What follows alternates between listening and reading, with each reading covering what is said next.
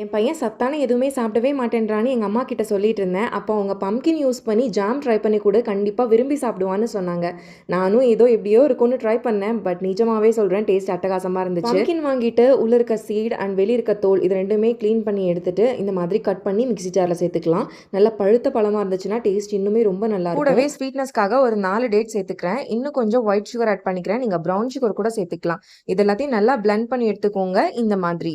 இனி ஒரு கடாயில் தாராளமாகவே கீ ஆட் பண்ணிக்கோங்க. மெல்ட் ஆனதுக்கு அப்புறமா நம்ம அரைச்சி வச்சிருந்தோம் இல்லையா இந்த பேஸ்ட், இதை உள்ள சேர்த்து நல்லா மிக்ஸ் பண்ணிக்க போகிறோம். இதில் இருக்க தண்ணி எல்லாம் முக்கால்வாசி இஞ்சி வரணும். கொஞ்சமாக மஞ்சள் தூள் சேர்த்துக்கிறேன், கலர் நல்லா பிரைட்டனாக இருக்கிறதுக்காக. போட்டு க்ளோஸ் பண்ணி வேக வச்சுக்கோங்க, இல்லைனா ஃபுல்லாக தெரிச்சிடும். அதே போல் அப்பப்போ எடுத்து கலரி விட்டுக்கோங்க. இந்த அளவு நல்லா கட்டியாகி வந்ததும் கொஞ்சம் கொஞ்சமாக கீ சேர்த்து இந்த மாதிரி பேனில் ஒட்டாமல் வர கன்சிஸ்டன்சி வரைக்கும் ரெடி பண்ணிக்கலாம். கூட டியூட்டி ஃப்ரூட்டி கட் பண்ணி ஆட் பண்ணிக்கிறேன். இதுக்கு பதிலாக நீங்கள் நட்ஸ் கூட சேர்த்துக்கலாம். நல்லா கலந்துட்டு சப்பாத்தி ரொட்டி கூட எல்லாம் சர்வ் பண்ணி பாருங்க, சூப்பராக இருக்கும். ட்ரை பண்ணுங்க.